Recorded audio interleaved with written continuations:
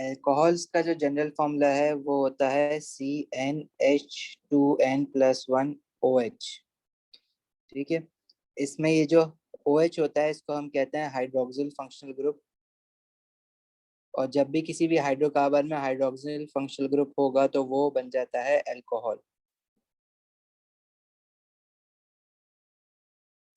अब अगेन हम लोग वही करेंगे कि सारे देखेंगे पहले कि अल्कोहल कौन कौन से होते हैं, नंबर ऑफ कार्बन एटम्स बढ़ाते जाएंगे और अल्कोहल का फॉर्मूला बनाते जाएंगे, फिर उसका मॉलिक्यूलर फॉर्मूला देखेंगे। मॉलिक्यूलर फॉर्मूला के बाद उसका डिस्प्लेट फॉर्मूला बनाएंगे।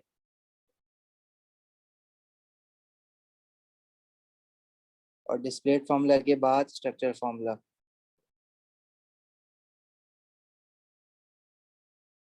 तो अगर कार्बन एटम्स हमारे पास n=1 होगा तो जो इसका फॉर्मूला, जो जनरल फॉर्मूला है उससे अगर पहले अल्कोहल बनाओगे तो कार्बन 1 C, n की जगह पे 1 रखोगे तो हो जाएगा 2 + 1 is 3 CH3OH। 1 कार्बन है तो इसके साथ मीथ आता है, इसका जो नाम है, अच्छा एक नाम पहले लिखना था, सॉरी।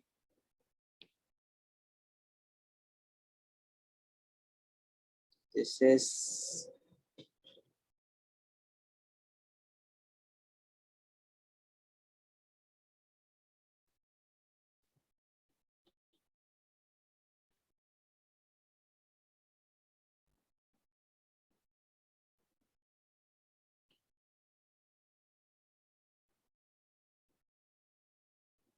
इसका नाम हमारे पास हो जाएगा मिथेनॉल।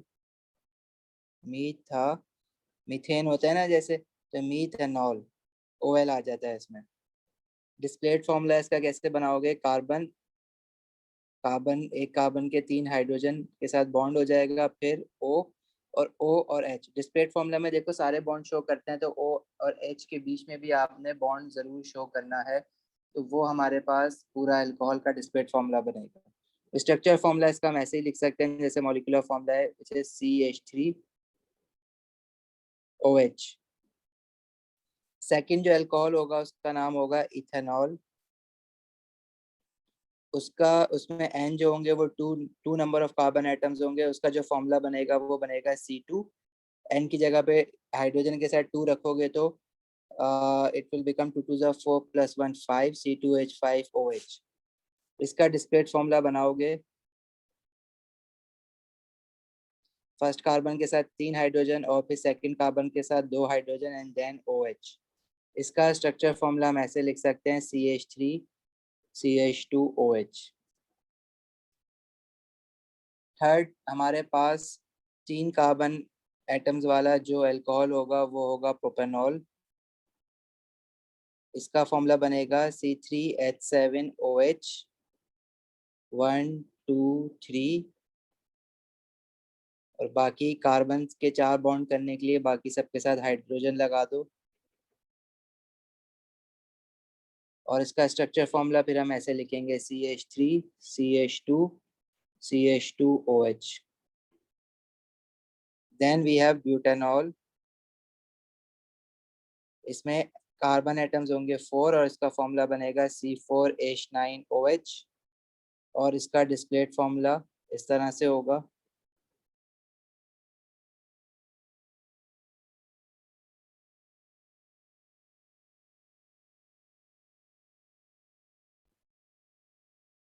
और इसका स्ट्रक्चर फॉर्मूला CH3CH2CH2CH2OH।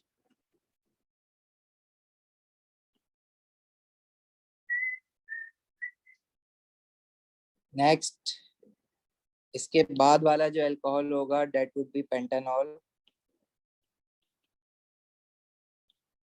इसमें टोटल कार्बन 5 होंगे तो इसका फॉर्मूला बनेगा C5H9OH 1 2 3 4 5 and this OH it would be like this।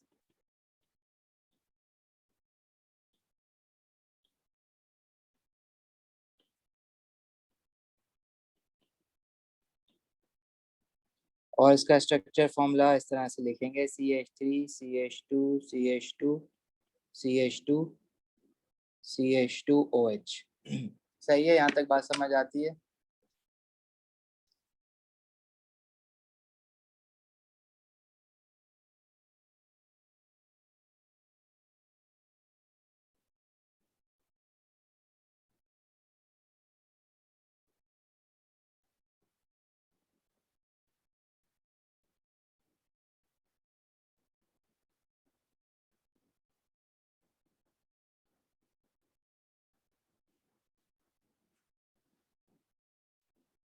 H9 क्यों होगा?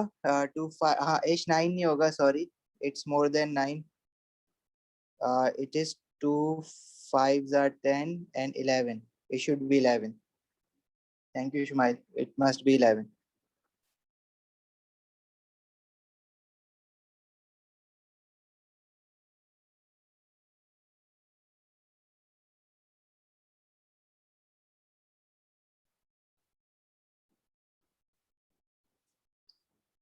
अच्छा, अल्कोहल्स भी देखो, हमारे एक होमोलोगस सीरीज फॉलो करेंगे, जैसे बाकी के सारे ऑर्गेनिक कंपाउंड्स हमने देखा। एल्केन्स अपनी एक होमोलोगस सीरीज फॉलो कर रहे थे, एल्कीन्स एक होमोलोगस सीरीज फॉलो कर रहे थे। सिमिलरली अल्कोहल्स भी जो है वो होमोलोगस सीरीज फॉलो करेगा, और इनका भी सेम जनरल फॉर्मूला है, CnH2n+1OH। और डाउन द सीरीज जो है वो मॉलिक्यूलर मास इनका इंक्रीज हो रहा है, जैसे बाकियों का इंक्रीज होता है।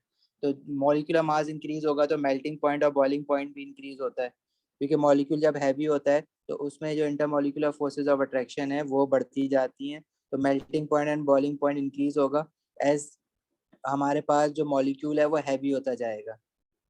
अच्छा, अल्कोहल की जो डेंसिटी है वो इंक्रीज होगी डाउन द ग्रुप। अगर मैं नीचे अल्कोहल की बात करूं, मिथेनॉल, इथेनॉल, प्रोपेनॉल, उनकी डेंसिटी इंक्रीज होगी, उनकी विस्कोसिटी इंक्रीज होगी, and they will become less flammable, क्योंकि सारे के सारे ऑर्गेनिक कंपाउंड जो होते हैं वो हमारे पास बर्न होते हैं, उनकी कंबशन होती है, तो उनको जैसे मैं एल्केन्स पे बात कर रहा था, जैसे जैसे एल्केन हैवी होता जाता है तो उनकी फ्लेमेबिलिटी कम होती जाती है, मतलब उनकी बर्निंग जो है वो मुश्किल होती जाती है। सिमिलरली अल्कोहल्स में भी ऐसा ही होगा। अल्कोहल्स में एक खास बात ये होती है कि alcohols they are water soluble.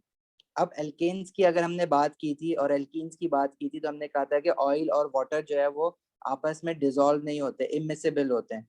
अगर मैं पानी को और कुकिंग ऑयल है उनको मिक्स करूंगा तो जो ऑयल है वो कभी भी डिसॉल्व नहीं होगा, बल्कि उसकी लेयर ऊपर आ जाएगी इस तरह से, तो वो इमिसिबल होते हैं। तो सारे हाइड्रोकार्बन जो होते हैं वो इमिसिबल होते हैं वाटर में, एल्केन्स भी एंड एल्कीन्स भी। लेकिन जो अल्कोहल्स होते हैं वो वाटर सॉल्युबल होते हैं, और उनके वाटर सॉल्युबल होने की वजह देखो, इसमें डिफरेंस क्या है? डिफरेंस इसमें क्या है? OH की प्रेजेंस। तो ये जो OH की प्रेजेंस है इसकी वजह से they are water soluble. Alcohol जो होते हैं वो वाटर सॉल्युबल होते हैं, एल्केन्स और एल्कीन्स नहीं होते हैं, तो ये बात जरूर याद रखना।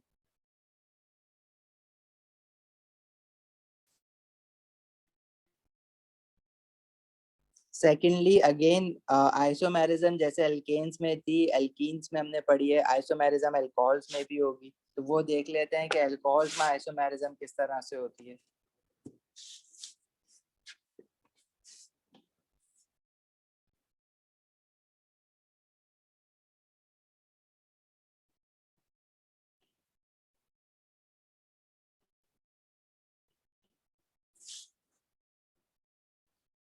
अब जैसे मेरे पास पहला अल्कोहल है मिथेनॉल। मिथेनॉल का स्ट्रक्चर हम ऐसे बनाते हैं, मिथेनॉल का कोई और एक आइसोमर नहीं हो सकता।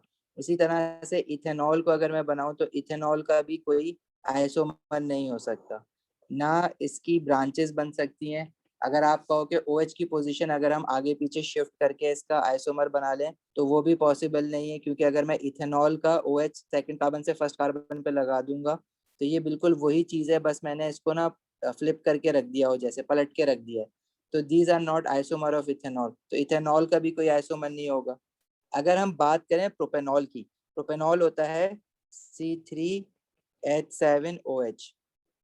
उसका जो स्ट्रक्चर होता है वो इस तरह का होगा।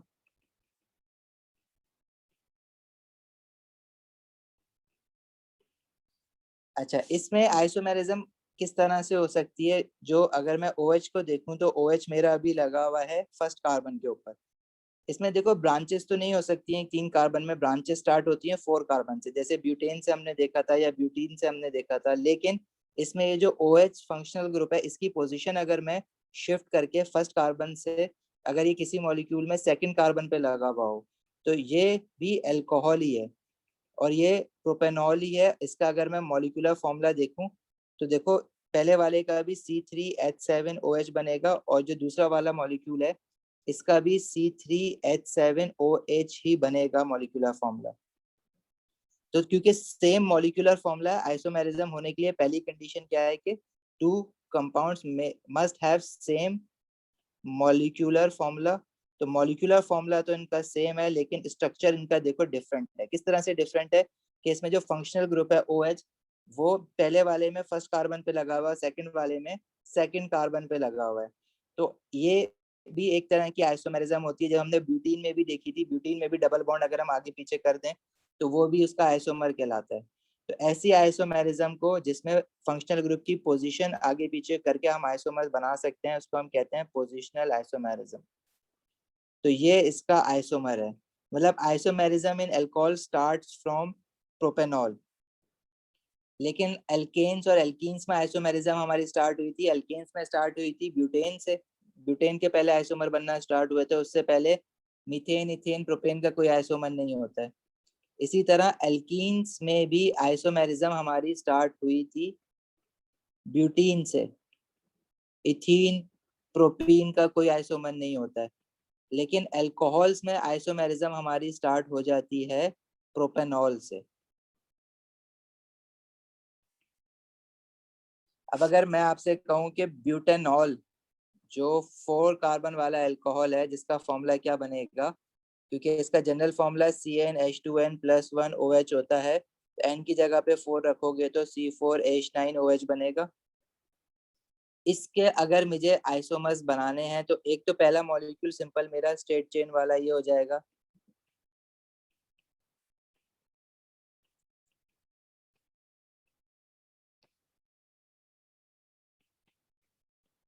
अब मुझे इसके अगर आइसोमर्स बना के दिखाओ कितने बन सकते हैं, तो जरा ट्राई करो खुद से, मैं भी बनाता हूँ यहाँ पे। एक तो ये हो सकता है कि फर्स्ट कार्बन पे जब OH लगा हुआ है, अगर मैं OH किसी और मॉलिक्यूल में सेकंड कार्बन पे लगा हुआ हो यहाँ पे, तो ये एक आइसोमर कहलाएगा इसका।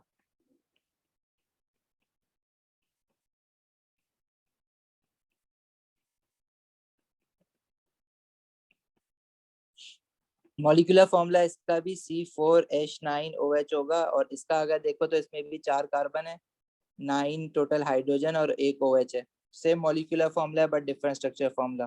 तो these two are isomers of each other. तो इसको मैं आइसोमर 1 कह देता हूँ, इसको मैं आइसोमर 2 कह देता हूँ। अच्छा, इसके अलावा अगर आप कहो कि OH की पोजीशन हम इस तरह से शिफ्ट करें कि OH को हम लोग थर्ड कार्बन पे लेके आ जाएं, तो वो क्या आइसोमर बनेगा या नहीं बनेगा, ये हम देख लेते हैं। मैं क्या कह रहा हूँ कि OH अगर फर्स्ट कार्बन के बजाय आपका थर्ड कार्बन पे लगा हुआ हो, लाइक दिस, तो क्या ये आइसोमर होगा? देखो, जो हमने सेकंड वाला आइसोमर बनाया है, ये वाला आइसोमर, और अगर इसको मैं थर्ड फॉर इंस्टेंस को लेबल करूं थर्ड, तो सेकंड और थर्ड जो है वो एक ही चीज है। सेकंड को अगर आप पलट के रखोगे, फ्लिप करोगे, तो वो थर्ड ही बन जाएगा। मतलब कोई थर्ड और सेकंड जो है ना, वो एक ही मॉलिक्यूल है, तो वो डिफरेंट मॉलिक्यूल्स नहीं है। या तो अगर मैंने सेकंड एज आइसोमर काउंट कर लिया, तो फिर मैं थर्ड एज आइसोमर काउंट नहीं कर सकता, क्योंकि सेकंड और थर्ड एक ही मॉलिक्यूल है, बस वो फ्लिप हुआ हुआ है। स्ट्रक्चर उसका डिफरेंट नहीं है, वो एक ही मॉलिक्यूल है, वो फ्लिप हुआ हुआ है। तो थर्ड वाला जो है, it can not be counted as an isomer. अगर आप सेकंड वाला काउंट कर चुके हो तो फिर थर्ड वाला काउंट नहीं करना। अगर आपने थर्ड वाला काउंट कर लिया तो फिर आप सेकंड वाला काउंट नहीं कर सकोगे। तो अभी तक 2 ही आइसोमर हमने देखे हैं ब्यूटेनॉल के भी। अच्छा, इसके अलावा ब्यूटेनॉल में अब हमें पता है कि 4 कार्बन जब होते हैं तो मैं ब्रांचेस भी कर सकता हूँ। तो अगर आप ब्रांच कर दोगे और यहाँ पे आपने एक OH जहाँ लगा हुआ था वहीं लगा हुआ है, और बाकी एक कार्बन ब्रांच में लेकर आ गए हो, तो अब ये जो स्ट्रक्चर बना है, इसमें अगर मैं इसका मॉलिक्यूलर फॉर्मूला देखूं तो इसके पास 4 कार्बन है, हाइड्रोजन अगर मैं काउंट करूं तो 1 2 3 4 5 6 7 8 9, 9 हाइड्रोजन एंड OH।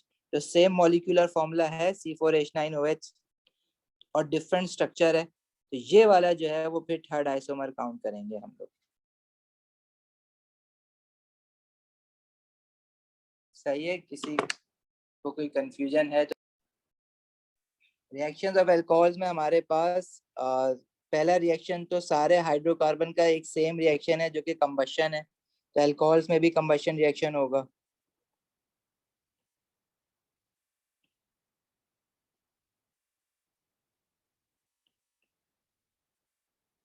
तो कंबशन रिएक्शन किस तरह से होगा? फॉर एग्जांपल मेरे पास इथेनॉल है C2H5OH, ऑक्सीजन के साथ जब ये बर्न होगा तो प्रोडक्ट में वही कंप्लीट कंबशन वाले प्रोडक्ट बनेंगे, कार्बन डाइऑक्साइड एंड वाटर। इसको बैलेंस करने के लिए लेफ्ट साइड पे नंबर ऑफ कार्बन एटम्स 2 है तो वो मोल्स ऑफ कार्बन डाइऑक्साइड बन जाएंगे। नंबर ऑफ हाइड्रोजन एटम्स अगर टोटल काउंट करो तो 5 ये रहे और 1 यहाँ पे भी है OH के साथ, टोटल 6 हाइड्रोजन एटम्स हैं, तो 6 divide by 2, 3 moles of water बन जाएगा। अब राइट साइड पे ऑक्सीजन देखो कितने हो गए हैं, कार्बन डाइऑक्साइड की वजह से 2 2 जा 4 और वाटर की वजह से 3 1 जा 3, तो टोटल 7 हमारे पास ऑक्सीजन हो गए।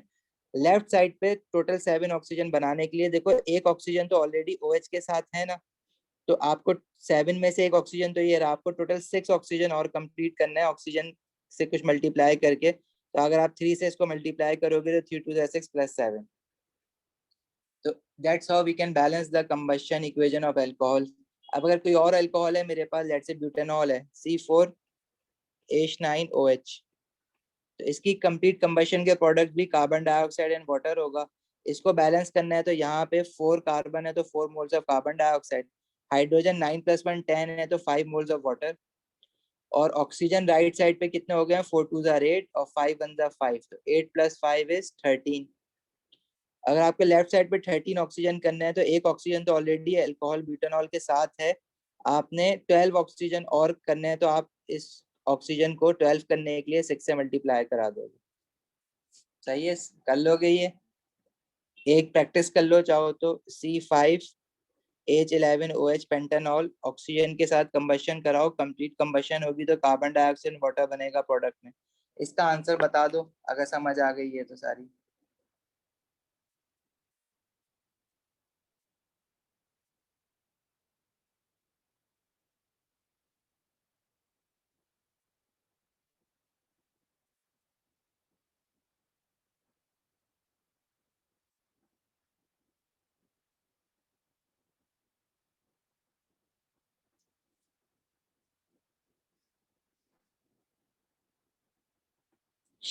कार्बन डाइऑक्साइड के साथ 5 आएगा, वाटर के साथ 6 आएगा, और फिर लेफ्ट पे राइट पे ऑक्सीजन हो गए 10 + 6 16, एक ऑलरेडी आपने यहाँ पे है, तो 16 में से आपको 15 बनाने के लिए इसको 15 डिवाइड बाय 2 कर दोगे, 7.5 भी लिख सकते हो उसको और 15 डिवाइड बाय 2 भी लिख सकते हो। सही है, कोई प्रॉब्लम है? आगे बढ़े।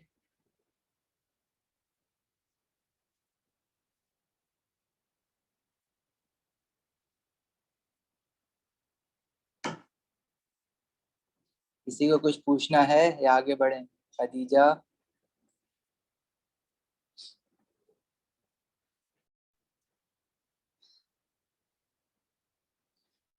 अच्छा, सेकंड हमारे पास देखो अल्कोहल के भी वैसी कंबशन रिएक्शन होंगे, एक कंप्लीट कंबशन है, एक इनकम्प्लीट कंबशन, जैसे अल्केन्स और एल्कीन्स में थे। कंप्लीट कंबशन में कार्बन डाइऑक्साइड एंड वाटर बनता है, इनकम्प्लीट कंबशन में हमें पता है कि कार्बन मोनोऑक्साइड भी बनती है। और इनकम्प्लीट कंबशन क्या होती है कि उसमें हमारे पास एक्सेस सप्लाई ऑफ ऑक्सीजन नहीं होती, ऑक्सीजन लिमिटेड सप्लाई में होती है, जिसकी वजह से कार्बन मोनोऑक्साइड बनती है। ये इक्वेशन तो बनाने के लिए नहीं कहता आपको, लेकिन ये कार्बन मोनोऑक्साइड का एडवांटेज पूछ लेता है तो carbon monoxide combines irreversibly with haemoglobin, या carbon monoxide is a poisonous gas. अच्छा, सेकंड अल्कोहल के रिएक्शन जो है ना वो एक है ऑक्सीडेशन। ऑक्सीडेशन रिएक्शन अल्कोहल का क्या होता है? देखो हम लोगों ने अपने कोर्स में दो तरह के ऑक्सीडाइजिंग एजेंट पढ़े हैं, एक का नाम होता है KMnO4, जिसको हम कहते हैं एसिडिफाइड पोटेशियम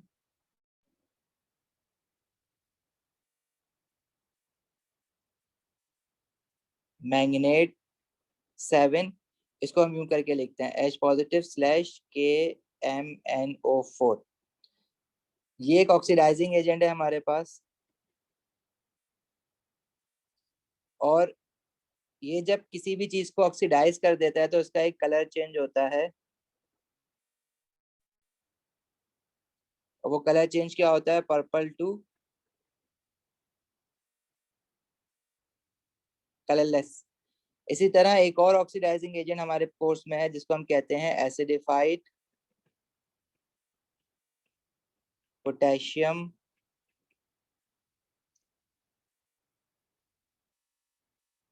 डाइक्रोमेट 6, और इसको हम यूं लिखते हैं H पॉजिटिव K2Cr2O7। अगेन ये जब किसी चीज को ऑक्सीडाइज कर देता है तो इसका भी एक कलर चेंज होता है, और वो कलर चेंज होता है ऑरेंज टू ग्रीन। तो बेसिकली ये ऑक्सीडाइजिंग एजेंट हम लोग इसलिए यूज करते हैं कि ये अल्कोहल्स को ऑक्सीडाइज कर देते हैं। अल्कोहल को किस तरह से ऑक्सीडाइज करते हैं, अब हमारे पास अगर कोई अल्कोहल है जैसे कि इथेनॉल है C2H5OH, इसका स्ट्रक्चर जो है वो इस तरह का हमने देखा।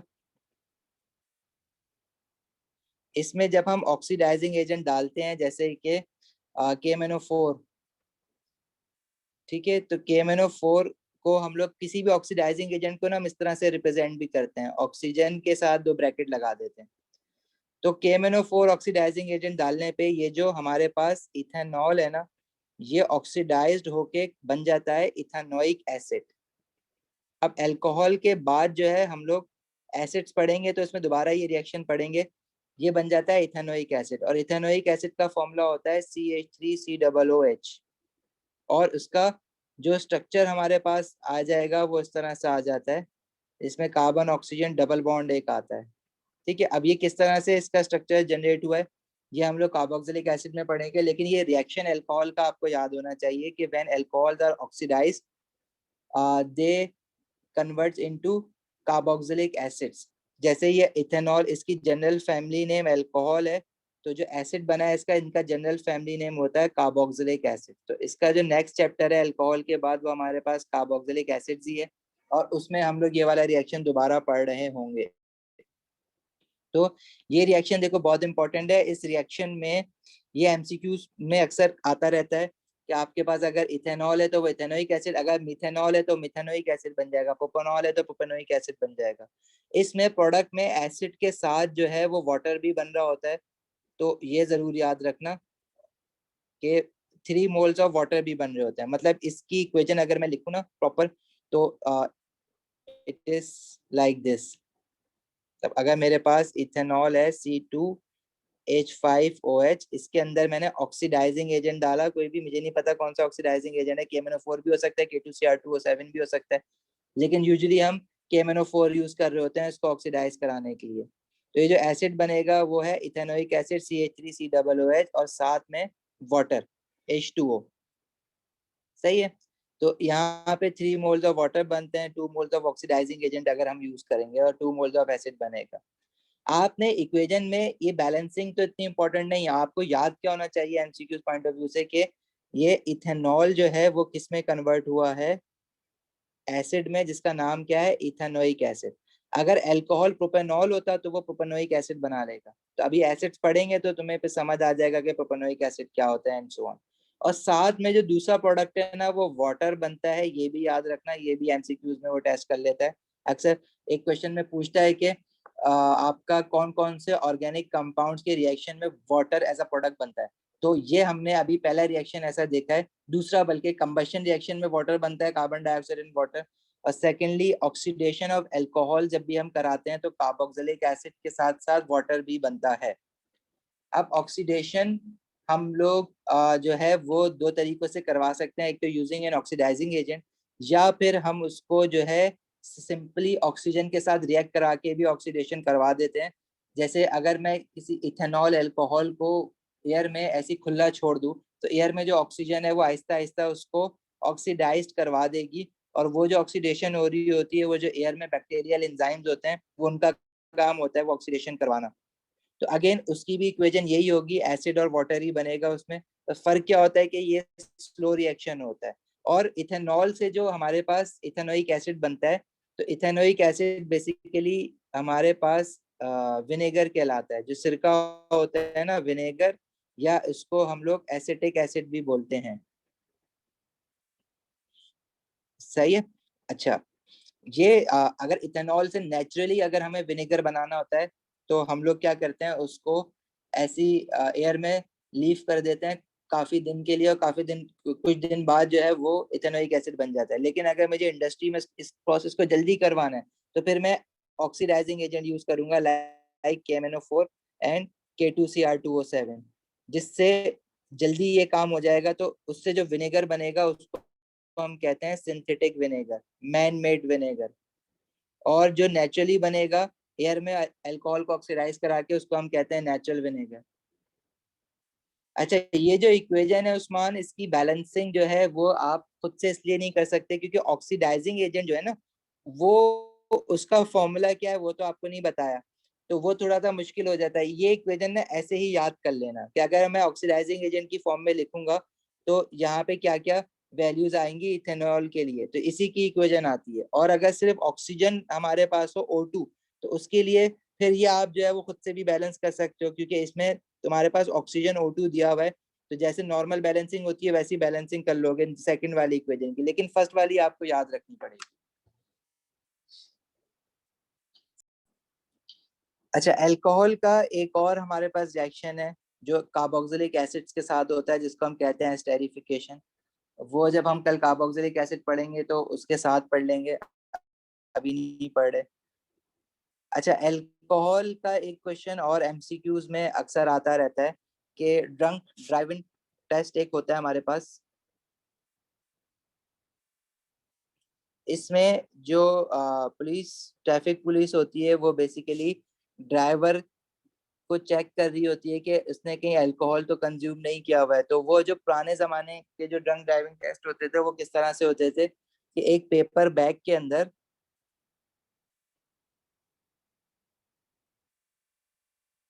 क्रिस्टल ले लेते थे K2Cr2O7 के, पोटेशियम डाइक्रोमेट के।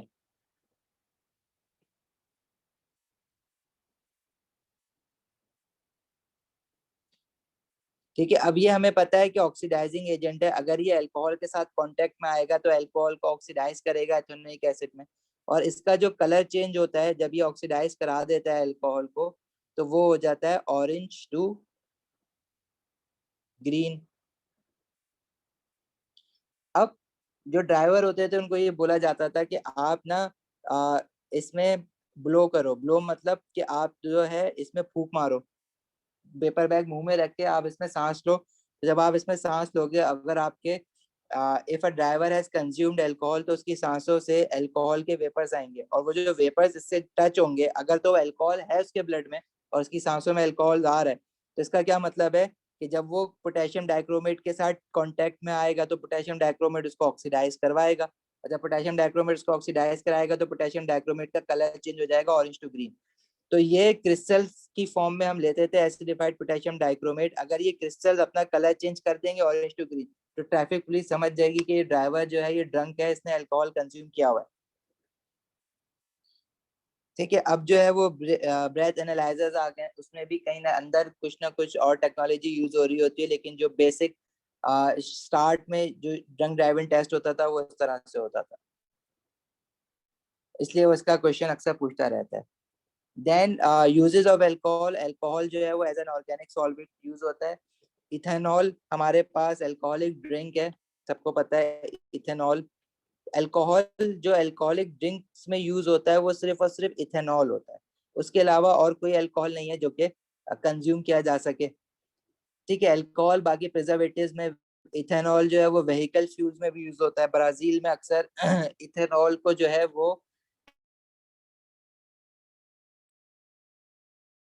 एज अ फ्यूल भी यूज किया जाता है गाड़ियों। ठीक है, अच्छा, इथेनॉल के अब फॉर्मेशन ऑफ इथेनॉल हमें देखनी है कि इथेनॉल हम लोग किस किस तरह से बना सकते हैं। अब हमारे पास जो इथेनॉल को बनाने वाला पहला रिएक्शन है वो क्या है, fermentation of sugars with east. तो ये हमारे पास एक नेचुरल वे है जिससे हम इथेनॉल बना सकते हैं। और दूसरा क्या है, इंडस्ट्रियल हमारे पास क्या है जिससे हम सिंथेटिक इथेनॉल बनाते हैं, वो क्या है कि इथीन को हम रिएक्ट कराते हैं स्टीम के साथ। तो जो हमारा पहला रिएक्शन है वो है fermenting glucose, fermentation of glucose. और उसमें हम करते क्या है, हमारे पास ग्लूकोज का जो फॉर्मूला होता है वो होता है C6H12O6। उसको हम लोग ईस्ट के साथ डाल देते हैं। ईस्ट हमारे पास एक बायोलॉजिकल एंजाइम है, या इसको माइक्रो ऑर्गेनिज्म कह सकते हो। ये क्या करता है, ग्लूकोज को ब्रेक डाउन कर देता है into ethanol C2H5OH and into carbon dioxide. क्योंकि ईस्ट जो है वो इस पे एनारोबिकली रेस्पायर करता है। आपने बस इतना याद रखना है कि इसके लिए जो हम एंजाइम यूज कर रहे हैं ना, वो इसको ईस्ट कहते हैं। और एंजाइम्स क्या होते हैं, enzymes are basically biological catalyst, जो हमने रिएक्शन काइनेटिक्स में देखा था। और ये जो ईस्ट है, ये हम लोग जो पिज्जा डो होती है उसको बनाने के लिए भी यूज करते हैं, जो ब्रेड बनती है उसको बनाने के लिए भी यूज किया जाता है। और ये ईस्ट जो है वो it works best at 37 degree Celsius, मतलब इसका टेम्परेचर 37 डिग्री सेल्सियस होना चाहिए। अगर इससे ज्यादा टेम्परेचर रखोगे तो ईस्ट जो है वो डिनेचर्ड हो जाता है, मर जाता है, खराब हो जाता है। अच्छा, और ये तुम्हारे पास अल्कोहल जो बना है, अगर ये अल्कोहल आपने सारा का सारा ग्लूकोज कन्वर्ट हो गया अल्कोहल में, तो आप इसको किस तरह से सेपरेट आउट करोगे, फ्रैक्शनल डिस्टिलेशन से। क्योंकि जब आप रिएक्शन कराओगे तो क्या पता कुछ ग्लूकोज जो है वो बचा रह जाए एक्वस फॉर्म में। तो अगर आपने इसको सेपरेट करवाना है तो उसको हम फ्रैक्शनल डिस्टिलेशन से सेपरेट करवा के अल्कोहल अलग कर लेते हैं। तो ये वाला रिएक्शन याद रखना है कि alcohol can be produce by fermentation reaction. ये इक्वेशन याद रखना। ये इक्वेशन आपकी एमसीक्यू पॉइंट ऑफ व्यू से भी इंपॉर्टेंट है, बैलेंस्ड केमिकल इक्वेशन, ये आपने याद रखनी है। ग्लूकोज का फॉर्मूला याद रखना है और बैलेंस्ड केमिकल इक्वेशन आपने याद रखनी है। अच्छा, फिर रिएक्शन विद स्टीम। इंडस्ट्रियल तरीके से हम इथेनॉल कैसे बनाते हैं, हम लोग एल्कीन से इथेनॉल बनाते हैं। एल्कीन में हम लोग इथीन लेंगे,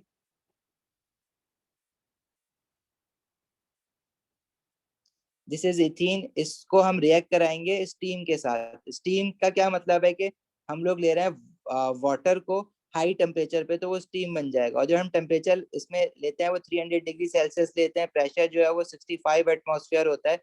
और इसमें जो हम कैटलिस्ट यूज करते हैं वो हम यूज करते हैं concentrated phosphoric acid H3PO4 as a catalyst. तो देखो ये रिएक्शन कंडीशन बहुत इंपॉर्टेंट होती है, ये रिएक्शन कंडीशन याद रखना। तो इथीन जो होगा वो हमारा, उसके जो कार्बन कार्बन डबल बॉन्ड है वो खत्म हो जाएंगे, और एक कार्बन के साथ H लग जाएगा और दूसरे कार्बन के साथ OH लग जाएगा। तो ये एल्कीन से, यानी जो हमारे पास इथीन था उससे क्या बन जाएगा, इथेनॉल। सही है। उस्मान, पेपर में इथेनॉल इसलिए आता है, ड्रंक ड्राइविंग टेस्ट की अगर बात कर रहे हो तो जाहिर है इथेनॉल ही आप कंज्यूम करते हो। जो ड्रिंकेबल अल्कोहल होता है डेट इज इथेनॉल। सही है, उसके अलावा और कोई अल्कोहल आप कंज्यूम नहीं कर सकते। मिथेनॉल जैसे पॉइजनस होता है, अगर आप मिथेनॉल जो लोग पीते हैं they die after drinking it. और फॉर्मेशन में आप इथेनॉल की फॉर्मेशन करते हो अगेन इंडस्ट्रियल यूजेस के लिए ना, कि आप उसको जो बना रहे हो वो किस लिए बना रहे हो, टू एज अ ड्रिंक। लेकिन बाकी अगर आपने कोई अल्कोहल बनाना है तो वो भी इन्हीं मेथड से बना सकते हो। ऐसा नहीं है कि इथीन से ही आप इथेनॉल बनाओगे। आप जो है प्रोपीन अगर लोगे तो प्रोपीन से प्रोपेनॉल बन जाएगा, लेकिन उसको फिर ड्रिंकिंग पर्पस के लिए आप कंज्यूम नहीं कर सकते। लेकिन अगर आपको प्रोपेनॉल बनाना है तो आप यही रिएक्शन पूरा फॉलो करोगे। इथीन की जगह आप क्या ले लोगे, प्रोपीन। रिएक्शन कंडीशंस हमारे पास सेम होंगी, और ये रिवर्सिबल रिएक्शन होता है। रिएक्शन कंडीशंस यही है, 300 डिग्री सेल्सियस का टेम्परेचर, 65 एटमॉस्फेयर प्रेशर, और catalyst is concentrated phosphoric acid. तो इसमें जो हमारे पास प्रोडक्ट बन सकता है वो प्रोडक्ट क्या बनेगा, कार्बन कार्बन डबल बॉन्ड खत्म होगा। देखो कार्बन कार्बन डबल बॉन्ड जो है ना वो फर्स्ट और सेकंड कार्बन के बीच में, जिसको मैंने लेबल किया है अभी। तो इसमें ऐसा भी हो सकता है कि H जो है वो सेकंड कार्बन पे लग जाए और OH जो है वो फर्स्ट कार्बन पे लग जाए। लेकिन साथ में ये भी तो एक प्रोडक्ट बन सकता है कि जिसमें H जो है वो फर्स्ट कार्बन पे लग जाए और OH जो है वो सेकंड कार्बन पे लग जाए, तो एक प्रोडक्ट ये भी बन सकता है हमारा इसमें। तो दो तरह के प्रोडक्ट बन सकते हैं प्रोपीन से अगर आप प्रोपेनॉल बनाओगे। लेकिन इथीन से इथेनॉल बनाओगे तो दूसरा प्रोडक्ट जो होता है दो एक ही तरह का प्रोडक्ट बनेगा। अगर आप कहो कि भाई OH जो है वो फर्स्ट कार्बन पे लग जाए और H जो है वो सेकंड कार्बन पे लग जाए, लेकिन वो मॉलिक्यूल तो सेम है ना, उसका स्ट्रक्चर तो सेम है, वो फ्लिप करके रख दो तो वैसे ही बन जाएगा। इसी तरह लेकिन प्रोपीन में अगर देखो तो दो डिफरेंट तरह के प्रोडक्ट बनेंगे। सही है, तो ये प्रोडक्ट 1 कहलाएगा, ये प्रोडक्ट 2 कहलाएगा, और साथ में दोनों बन रहे होंगे। लेकिन इथीन को अगर बनाओगे तो इथेनॉल एक ही तरह का प्रोडक्ट बन रहा होगा। शमाइल कैटलिस्ट जो हम यूज कर रहे हैं वो है concentrated phosphoric acid H3PO4। Usman equation जो होगी हाँ वो इथेनॉल की आती है तुम्हारे पास, ऑक्सीडाइज कराने वाली ना। अच्छा, इसका देखो एक क्वेश्चन भी, इसका एक MCQ बड़ा तुम लोगों को फंस रहा है, मैं दिखा देता हूँ। ज्यादातर स्टूडेंट वो MCQ मुझसे पूछते हैं। अगर यहाँ हो वो MCQ,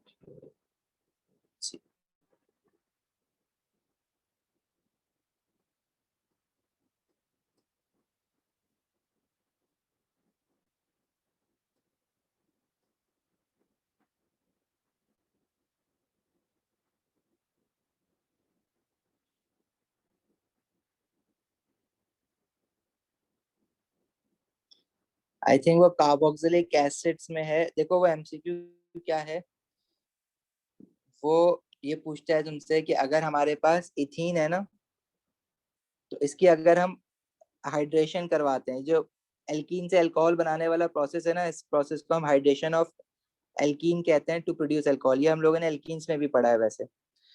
तो इसमें देखो एक ही तरह का अल्कोहल बन सकता है। इसकी अगर मैं हाइड्रेशन कराता हूँ, वही रिएक्शन कंडीशन है सारी।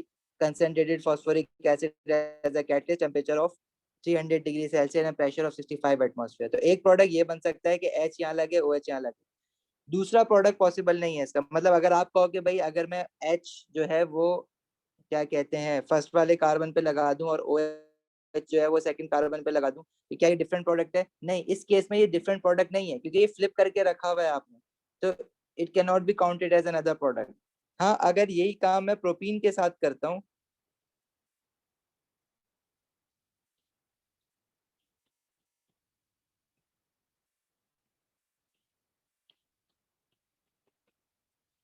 तो इसमें देखो दो डिफरेंट तरह के प्रोडक्ट बन सकते हैं। किस तरह से? कि डबल बॉन्ड जहाँ पे खत्म होगा, जिन दो कार्बन के बीच में डबल बॉन्ड खत्म हो रहा है, उन दो कार्बन पे देखो अगर H पहले कार्बन पे लग जाए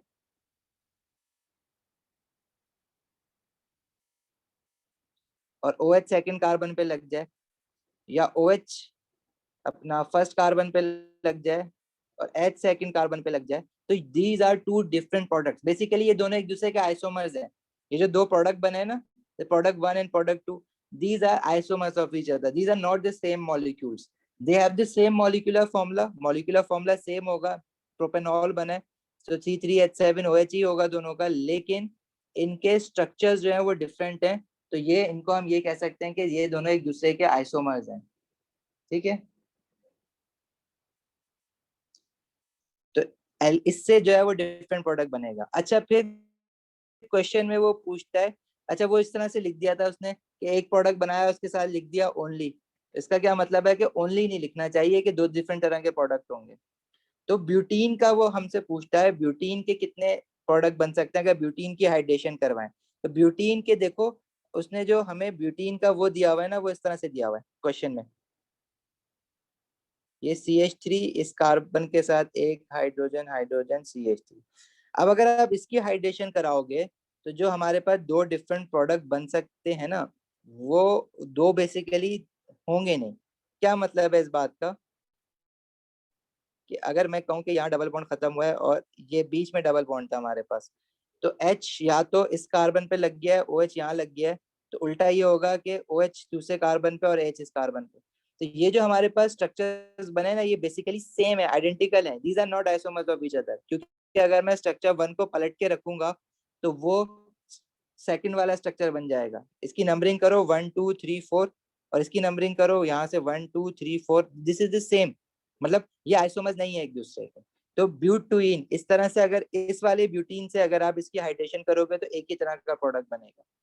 लेकिन अगर ब्यूटीन इस तरह से हो जिसमें डबल बॉन्ड जो हो वो पहले और दूसरे कार्बन के बीच में होगा, तो फिर हाँ इसके दो प्रोडक्ट बनेंगे डिफरेंट, इसके दो डिफरेंट आइसोमर्स बन सकते हैं हाइड्रेशन करने पे। किस तरह से देखो,